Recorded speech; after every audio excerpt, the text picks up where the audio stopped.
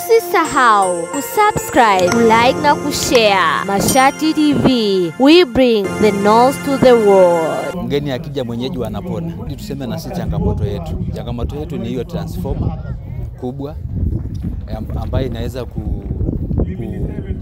kuendesha migodi zote katika maeneo yetu haya.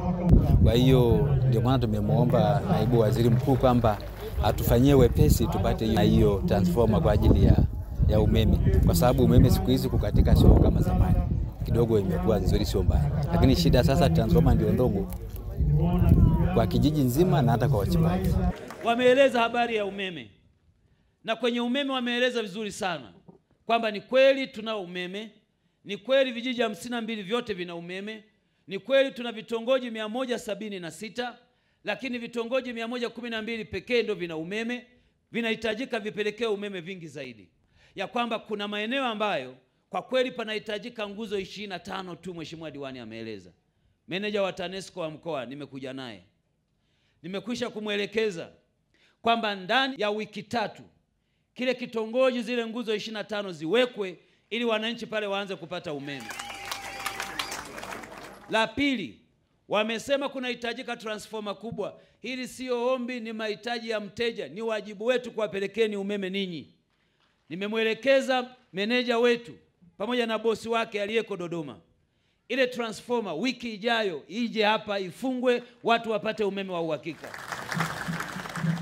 Lakini umeme wenu unaokuja hapa unasafiri umbali mrefu.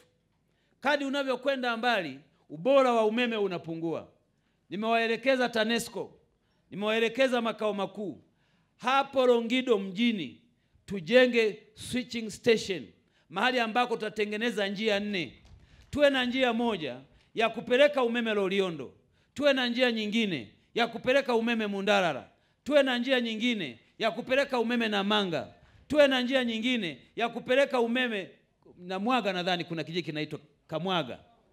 Hiyo itasababisha kuwa na kituo kidogo hapo katikati Longido, na baadaye tujenge substation ili watu wa huko wapate umeme wa uhakika bila matatizo. Kwa nini tunafanya hivyo? Tunataka, na mama anataka, watu wa Mdarara mfanye kazi za uchumi, mjiletee maendeleo. Haya mambo mengine serikali inayafanya, na hiki ndicho maana tunasema mama mitano tena, kwa sababu ana kazi ambazo amekwisha kuzifanya. Jua transformer hiyo ikija itakuwa ni vizuri sana, kwa sababu muda mwingine umeme unakuwa ni mdogo, kwa hiyo unashindwa kuwasha mashine zote. Kwa sasa hivi, kwa sababu tunaongeza mashine nyingine mpya kubwa chini ya migodi, kwa hiyo tutakuwa tunahitaji umeme mkubwa zaidi.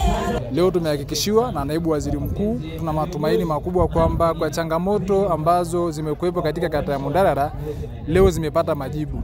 Ikianzia na swala la kituo cha afya ambacho kimekuwa ni changamoto ya muda mrefu kwa sababu ya mahitaji ya wingi wa watu pamoja na kazi zinazofanyika ambazo ni za uchimbaji, ambazo sehemu nyingi ni za hatarishi na kuna machimbo. Kwa hiyo kunahitajika sehemu ya huduma ya kituo cha afya cha karibu. Usisahau kusubscribe, like na kushare. Mashati TV, we bring the news to the world.